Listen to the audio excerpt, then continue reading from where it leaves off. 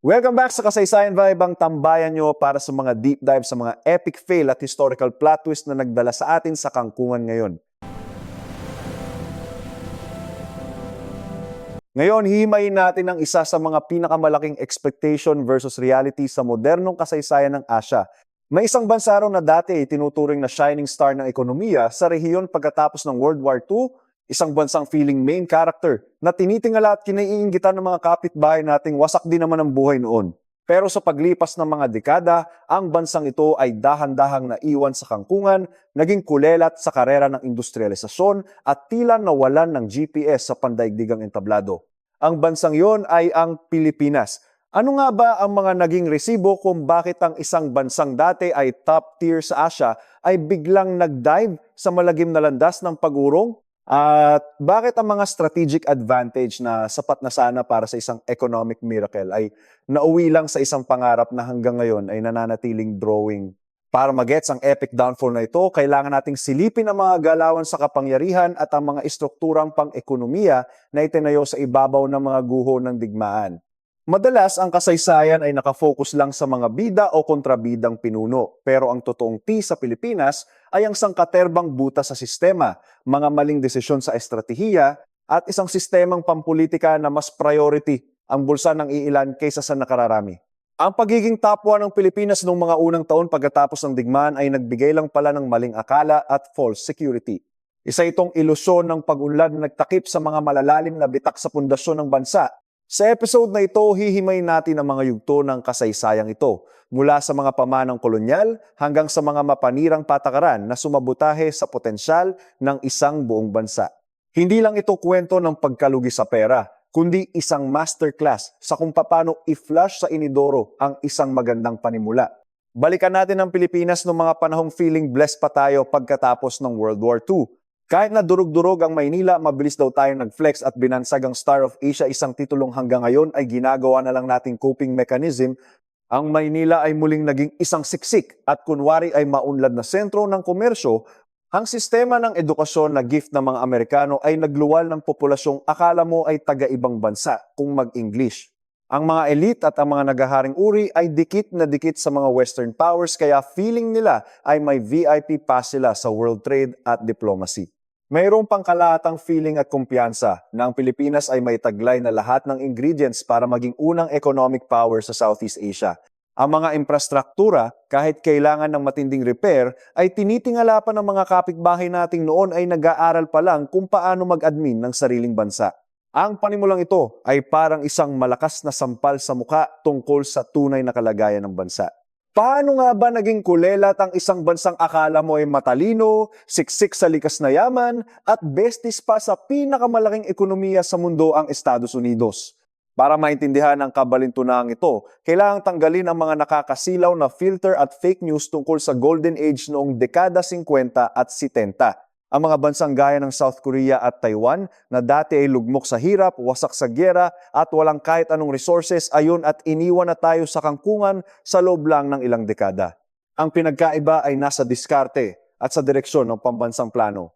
Habang ang ibang bansa ay naghahanda para sa bakbakan sa ekonomiya sa pamamagitan ng industrialisasyon, ang Pilipinas ay tila nakatayo lang sa pundasyong gawa sa buhangin, umaasa sa mga bulok na sistemang hindi nauubra sa modernong kompetisyon sa mundo. Para mahanap ang ugat ng problemang ito, kailangan balikan ang panahon ng mga Kano. Dito natin matutuklasan na ang pag-unlad kuno ng Pilipinas noong una ay may kasama na palang sumpa ng sarili nitong kahinaan.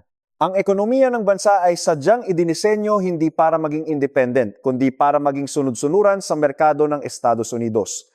Ang istrukturang ito ay nakaasa lang sa paglalako ng mga hilaw na produkto gaya ng asukal, kopra, tabako at abaka. Kahit mukhang may mabilis na pasok ng pera at mukhang asensado ang bansa sa panlabas, ang totoo ay isa lang itong ekonomiyang palaasa at walang sariling diskarte. Wala itong kakayahang tumayo sa sariling mga paa kapag nagbago ang ihip ng hangin sa pandaigdigang kalakalan. Ang ganitong klase ng pamamahala ay isang klasik na halimbawa ng kolonyal na estratehiya ng pagnanakaw ng yaman na nag-iwan sa bansa na walang sariling matibay na industrial na base. Ang mas malala at mas nakakasuka sa kolonyal na ekonomiyang ito ay ang hatian ng kapangyarihan. Ang yaman at impluwensya sa politika ay kinamkam at kinontrol lang ng isang maliit na grupo. Ang mga Panginoong may lupa at mga oligarkong feeling royalty. Ang mga pamilyang ito na yumaman ng husto sa pakikipagdeal sa Amerika ang naging mga puppet master ng mga pambansang patakaran.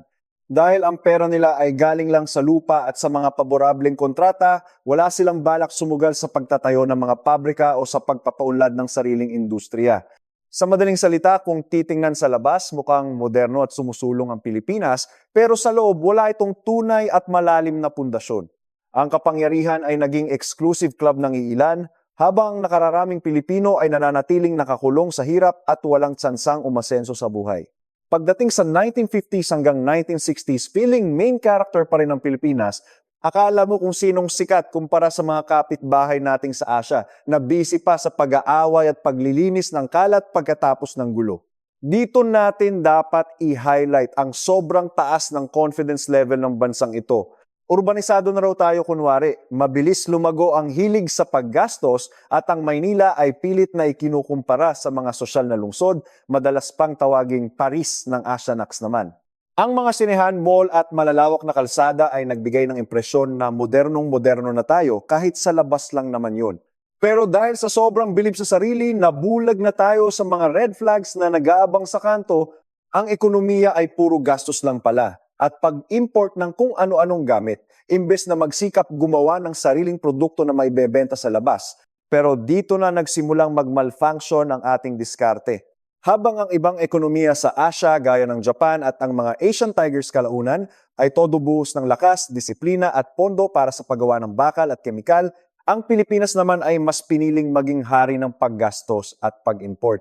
Yung import substitution industrialization na pinatupad ay epic fail lang din. Kasi ang mga namumuno ay yung mga datihang elitista na sariling bulsa lang ang pinoprotektahan imbes na lumaban sa world market. Ang ganitong klaseng growth model ay walang binatbat para sa pangmatagalang asenso. Dito na mahahalata ng mga hindi uto-uto na ang pagbulusok ng Pilipinas ay hindi dahil sa malas o isang krisis lang, kundi dahil sa paulit-ulit na pag-isnab sa mga tamang desisyon na sana ay nagligtas sa atin. Ngayon naman, dako tayo sa bida ng ating kwento, ang pag-upo ni Ferdinand Marcos noong 1965. Ito ang main event o ang matinding choke point sa kasaysayan ng video na to. Noong una, rumampas si Marcos sa politika na parang leader na punong-puno ng vision na nangangako ng golden age ng modernisasyon, classic moves. Todo plano siya ng mga tulay, kalsada at kung ano-anong pampublikong gusali para daw bumilis ang pagunlad ng bansa. Take note, hindi naman tayo pulubi o hopeless noon.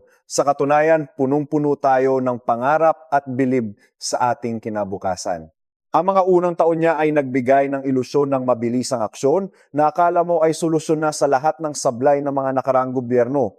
Pero itong video na to, kailangang sumisid sa madilim na katotohanan sa likod ng mga pa-flex na proyekto, ang talamak na pangungutang sa mga dayuhang bangko.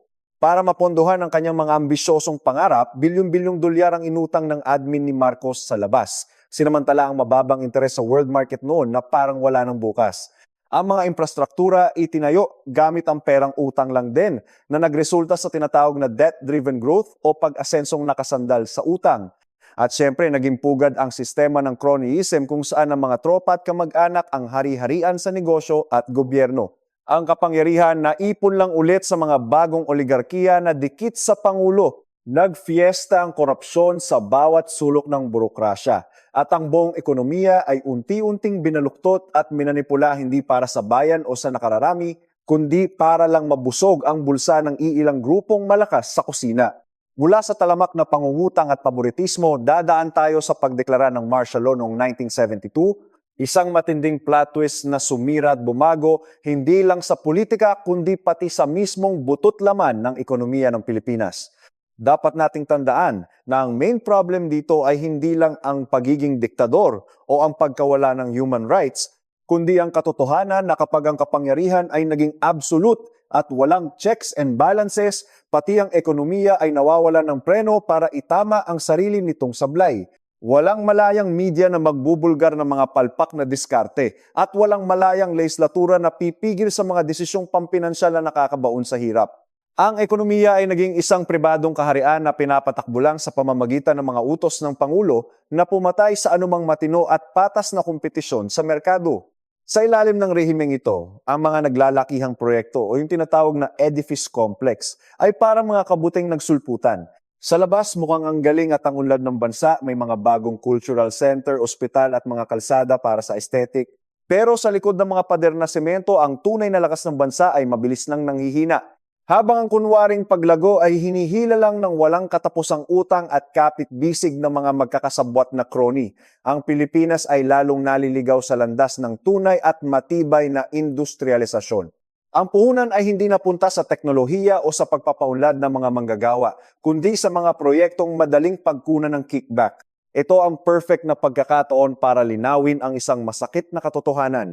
May mga bansa sa kasaysayan na bumagsak dahil sadyang mahirap sila, pero ang Pilipinas ay unti-unting gumuho matapos maging mayaman-mayaman sa resources at punong-puno ng sobrang bilib sa sarili. Kasunod nito ay ang bonggang pagbulusok at pagbagsak noong dekada 1980. Nang sumabog ang global debt crisis, biglaang tumaas ang mga pandaigdigang interest rate na parang walang bukas. Ang mga pautang na dati akala mo ay easy money ay naging imposibleng bayaran. Ang tiwala ng mga dayuhang investor ay nag-ghosting na parang bula dahil sa gulo ng politika at ekonomiya. Sa puntong ito, lahat ng mga itinatagong baho ng Pilipinas ay sabay-sabay na nabulatlat sa buong mundo. Mula sa pagiging bida sa ekonomiya noon, ang Pilipinas ay mabilis na nahulog sa malalim na resesyon, kawalan ng stability, malawakang unemployment, at nag-aalab na galit ng taong bayan na nagbunsod ng mga protesta. Ang halaga ng piso ay lumubog at ang inflasyon ay tumapos sa kakayahang bumili ng mga ordinaryong mamamayan. Ang inutang na yaman ay naglaho, iniiwan ang bansa na may bundok ng utang na masayang pagbabayaran pa ng mga susunod na henerasyon. Dito dapat ilatag ang pinakamasakit na expectation versus reality sa ating pagsusuri. Habang ang Pilipinas ay nagkakandara at nalulunod sa krisis habang sinusubukang linisin ang kalat ng rehimeng Marcos, ang mga kapitbahay natin ay nag-flex na ng kanilang pagunlad. Ang South Korea, Taiwan, Singapore at kalaunan ay ang Malaysia at Thailand ay nagsimulang mag-speedrun sa kanilang mga ekonomiya sa pamamagitan ng seryosong industrialisasyon, agresibong pag-export at epektibong pag-akyat ng mga investor. Ang paghahambing na ito ay nagpapakita ng isang malalim na sugat sa ating kasaysayan. Hindi lang basta bumagal ang Pilipinas. Ang mas masakit, nanood lang tayo habang ang mga bansang dati ay nasa likuran natin ay mabilis na lumampas at iniwan tayong kumakain ng alikabok sa pandaigdigang karera ng ekonomiya. Matapos ang makasaysayang grand exit ni Marcos dahil sa EDSA Revolution noong 1986, ang ating video ay lilipat sa bagong yugto, ang pag-usbong ng hopya o bagong pag-asa sa puso ng mga Pilipino. Ang demokrasya ay nagbalik, ang kalayaan sa media ay binuhay, at ang lipunan ay punong-puno ng ilusyon na ang bansa ay mabilis na makakabangon at babalik sa dati nitong kinang.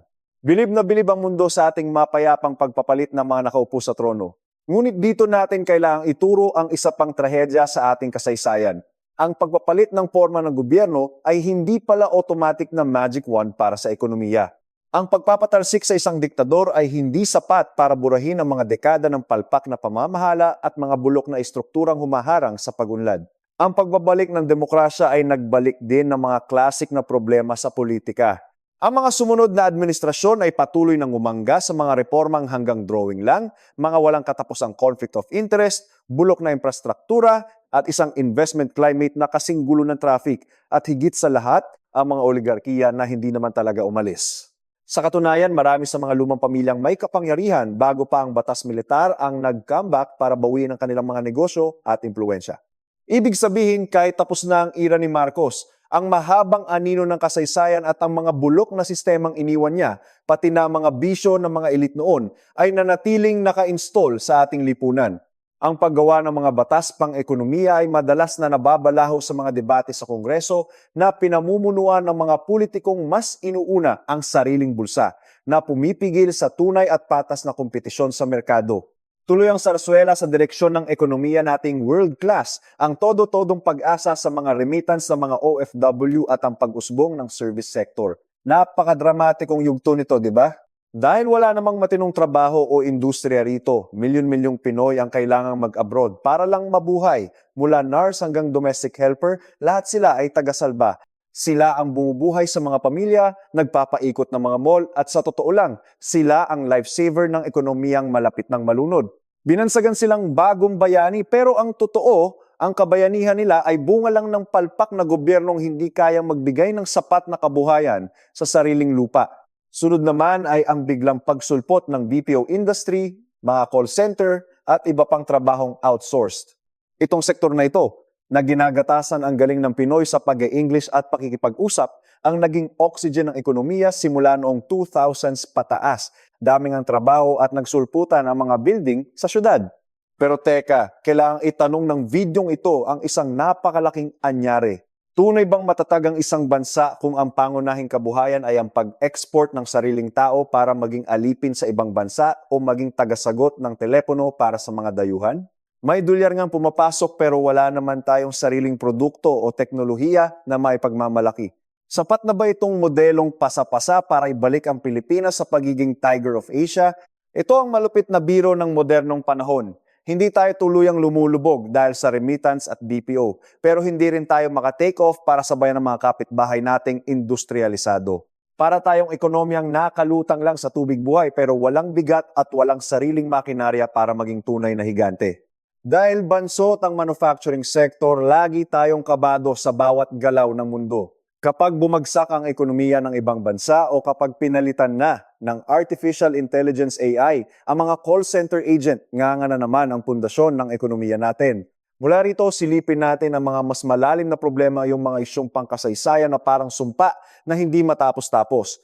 Ang kapangyarihan ng mga pamilyang oligarch ay nananatiling untouchable at parang mga Diyos. Sila ang may-ari ng lahat kuryente, tubig, internet at pati na ang mga lupang tinatayuan ng kondo. Ang tindi ng gap sa pagitan ng mayaman at mahirap ay isang sugat na ayaw maghilom. Ang manufacturing industry natin, ayun, bansot pa rin at hindi kayang magbigay ng disenteng trabaho sa masa. Ang mga infrastructure naman kahit may konting improvement ay pagong pa rin kumpara sa dami ng tao at sa ambisyon natin kunwari ay malaki. Ang gobyerno, ayun, laging na-stuck sa traffic ng burokrasya at talamak na korupsyon. So, ang kwento ng pagiging kulerat ng Pilipinas ay hindi basta-basta pwedeng isisi sa isang pangulo lang, sa isang krisis o sa isang maling move sa politika. Isa itong masterpiece ng patong-patong na sablay sa kasaysayan na hinayaang mabulok mula sa toxic na pamana ng mga mananakop na nagturo sa ating maging palaasa sa ekonomiyang nakadepende sa iilang produkto, sa politikang negosyo ng mga pamilyang akala mo ay may-ari ng bansa, sa kulturang kakilala muna bago kakayahan, hanggang sa mga sinayang na pagkakataon para maging industrialisado nung panahong mabilis pang tumakbo ang ibang bansa. Bawat batch ng mga leader ay nagmana ng mga depektong ito at sa halip na ayusin ang ugat, madalas ay mas pinaganda pa nila ang pagkakalat. Bakit nga ba ang Pilipinas na dating bida sa Asia after ng giyera ay naging background character na lang? Hanapin ang sagot sa mismong simula nito. Dahil feeling ahead tayo noon kumpara sa mga kapitbahay natin, ang mga maagang flex na ito ang naging takip para itago ang mga bulok na pundasyon ng ating ekonomiya at ang monopolya ng kapangyarihan. Ang pag-ulan ng dolyar mula sa mga pananim at ayuda ng Amerika ay nagbigay ng delusyon na okay na tayo, kaya no need na mag-level up. Ang mga nasa taas ay naging kampante sa kanilang mga trono. Hindi nila naisip na kailangan gumawa ng sariling bakal, bumuo ng sariling makinarya, o mag-invest ng malaki sa R&D. Ang naging mindset, kung pwede naman nating import lahat, bakit pa tayo magpapakahirap gumawa sa loob ng bansa? Noong seryosohan na ang karera ng mundo sa industrialisasyon at globalisasyon noong huling bahagi ng ika-20 siglo, ang mga bansang may disiplina, matinding plano, at iisang vision tulad ng South Korea at Taiwan, ay mabilis na humarurot at naging bigating player sa world market. Samantala, ang Pilipinas ay naiwang nakatambay sa isang peke at half-baked na modelo ng pagunlad. Habang ang iba ay nagbebenta ng mga sasakyan, electronics at microchips sa buong mundo, tayo ay stuck pa rin sa pagbebenta ng mga hilaw na materyales. At sa huli, pati ang sariling mga mamamayan ay ginawa na nating export. Ang layo ng agwat sa diskarte at disiplina ay naging kitang-kita. At ang presyo ng pagiging short-sighted ay binayaran ng milyon-milyong Pilipinong hindi na nakaalis sa hirap. Ngayon, sa panahong ito, hindi naman maikakailan na ang Pilipinas ay may main character potential pa rin. Mayroon tayong batang populasyon na puno ng energy, mga manggagawang mabilis matuto, magandang pwesto sa mapa ng Asia-Pasipiko, at mga likas na yaman na pwedeng maging basehan ng pag-asenso. Ang mga bentaheng ito ang dahilan kung bakit tayo pa rin ang pinupuntrian ng mga global powers. Pero ang kasaysayan ng bansa ay may resibong masakit at mahal na hindi dapat kalimutan. Ang pagiging una sa simula ng karera ay hindi assurance na ikaw ang unang tatawid sa finish line. Kung ang potensyal ay hanggang drawing lang at hindi pinamahalaan ng maayos at tapat, mananatili lang itong pangarap na walang katuparan.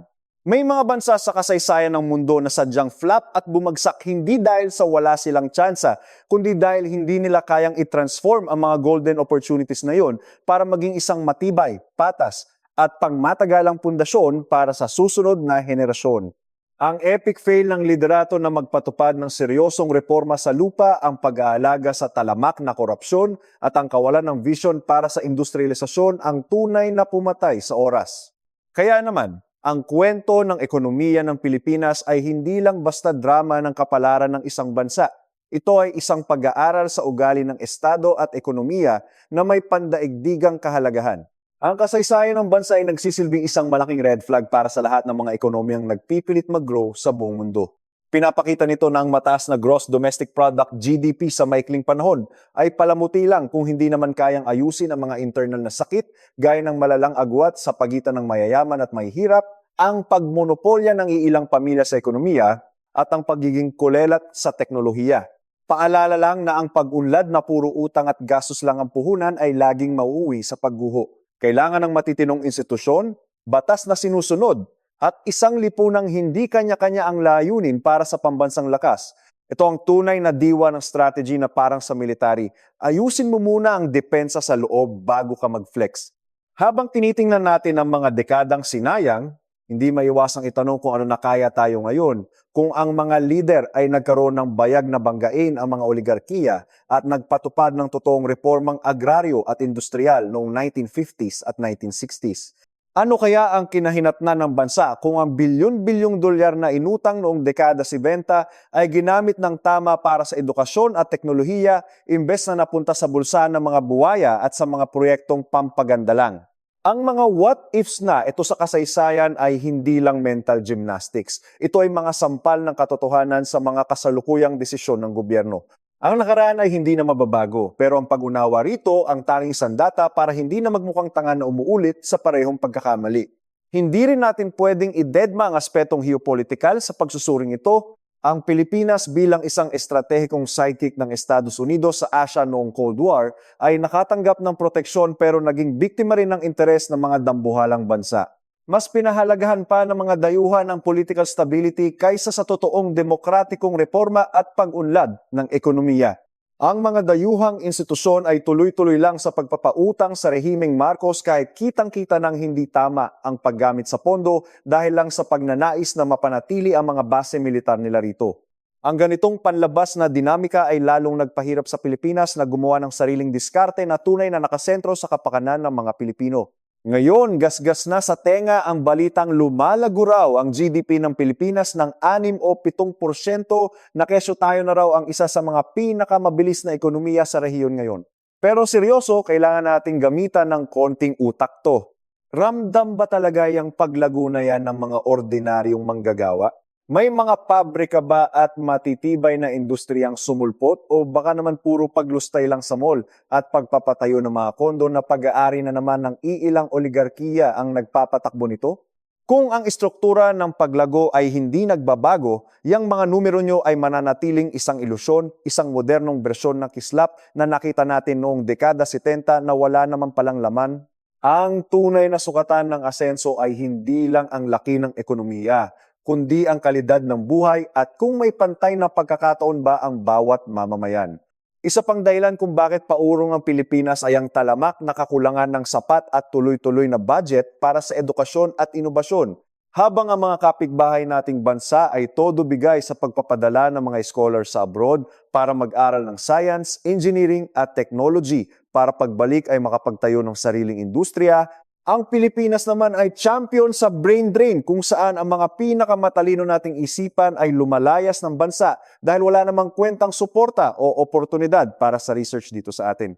Ang teknolohiya, ang tunay na makina ng modernong ekonomiya, kung wala tayong sariling kakayahan na lumikha ng bagong kaalaman at teknolohiya, mananatili tayong tagasunod at tagabili na lang ng produkto ng iba at hinding-hindi magiging leader o creator sa pandaigdigang merkado. At syempre, hindi natin pwedeng isnabi ng kalunos-lunos na kalagayan ng agrikultura na sabi nila ay backbone daw ng ekonomiya pero parang nabalian na ng likod. Sa kabila ng pagiging isang bansang agrikultural, ang Pilipinas ay suki sa pag-import ng mga pangunahing pagkain gaya ng bigas. Ang kawalan ng modernong kagamitan sa pagsasaka, ang palpak na reforma sa lupa na nag-iwan sa mga magsasaka na walang sapat na puhunan, at ang kakulangan ng mga infrastruktura gaya ng irigasyon at mga farm-to-market roads ay nagresulta sa walang katapusang kahirapan sa mga probinsya. Habang ang ibang bansa ay ginamit ang sobrang kita mula sa agrikultura para pondohan ang kanilang pag-asenso patungong industrialisasyon, ang agrikultura ng Pilipinas ay nananatiling naghihingalo ni hindi man lang kayang pakainin ang sarili nating lumalaking populasyon. Ang infrastructure deficit o ang talamak na kakulangan sa mga pasilidad ay isa pang tanikala na pumipigil sa pag-unlad ng bansa. Ang impyernong traffic sa Maynila ang kawalan ng matinong sistema ng pampublikong transportasyon at ang gintong presyo ng kuryente at logistika ang nagpapahirap sa pagpasok ng mga dayuhang investor.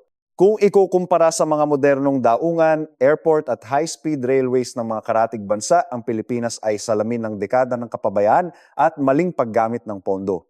Kahit na may mga pilit na pagsisikap ngayon na magtayo ng mga bagong proyekto, naghahabol pa rin tayo para punan ang butas na iniwan ng maraming taon ng pagkakatulog. Ang maayos na infrastruktura ay hindi lang basta semento at bakal. Ito ang mga ugat na dapat nagdadala ng buhay sa buong katawan ng ekonomiya. Siyempre, napakalaki ng papel ng world-class nating pamamahala at ang pagong na bilis ng burokrasya sa kwentong ito. Ang red tape o ang bundok-bundok na papeles at proseso sa gobyerno kasamang pabago-bagong rules tuwing may bagong nakaupo ay gumagawa ng isang kapaligirang puno ng kalituhan para sa mga negosyo. Ang mga investor ay naghahanap ng katatagan, hindi yung parang nakikipag-date sa taong pa-fall at walang katiyakan. Kapag ang mga kontrata ay parang tissue paper na madaling itapon at ang mga regulasyon ay nagbabago depende sa ihip ng hangin sa politika, ang puhunan ay mabilis na lilipat sa ibang bansa sa asa na mas maayos at mas tapat ang pamamalakad. Ang bulok na institusyon ay nagbibigay daan para maging normal na lang ang korupsyon sa pagninegosyo na lalong nagpapamahal sa operasyon at pumapatay sa patas na labanan sa merkado.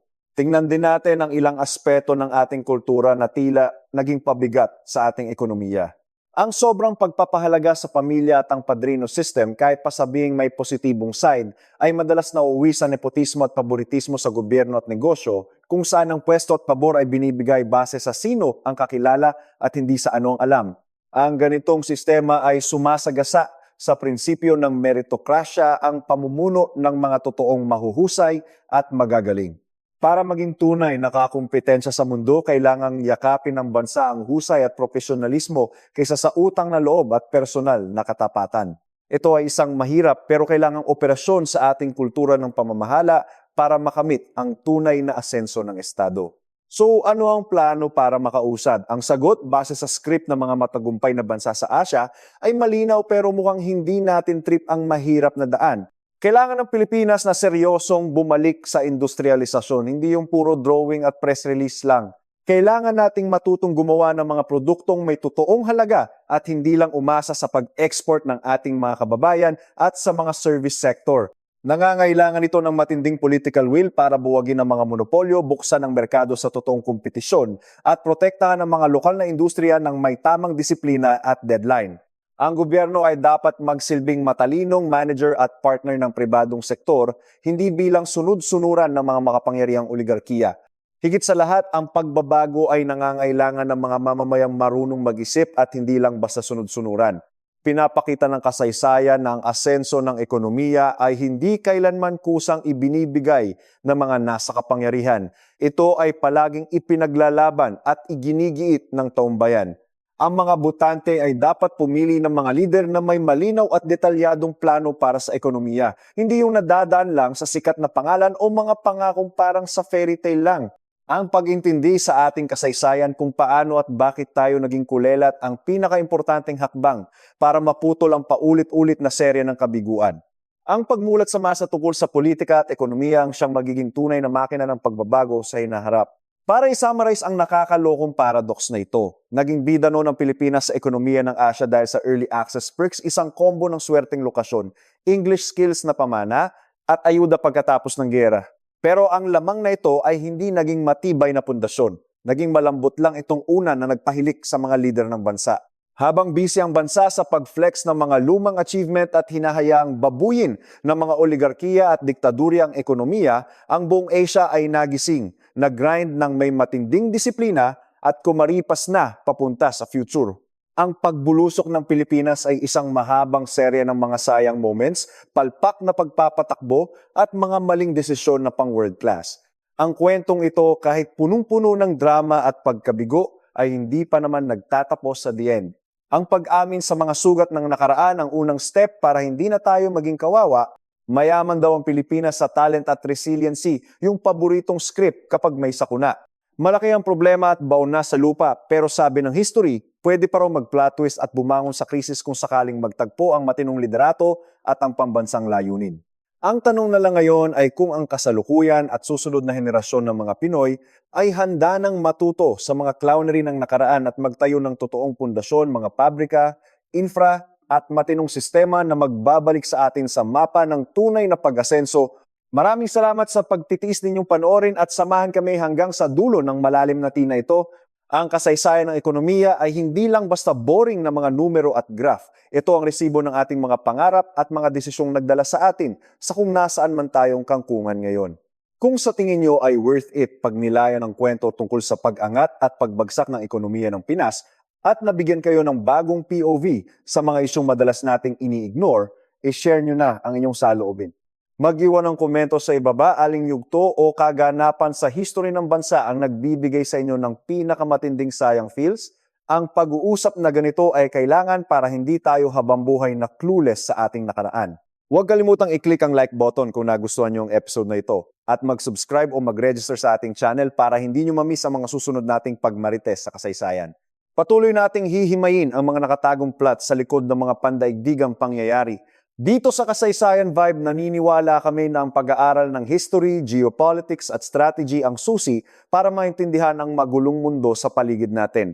Sabay-sabay nating bubuksan ang iba pang kwento tungkol sa pera, giyera at mga geopolitical na bakbakan kung saan ang isang maling move sa nakaraan ay sapat na para ipaliwanag ang malas ng isang bansa sa kasalukuyan. Hanggang sa muli, ito ang inyong guide sa nakaraan na nagpapaalala ng history ay walang tigil sa pag-shape ng ating future.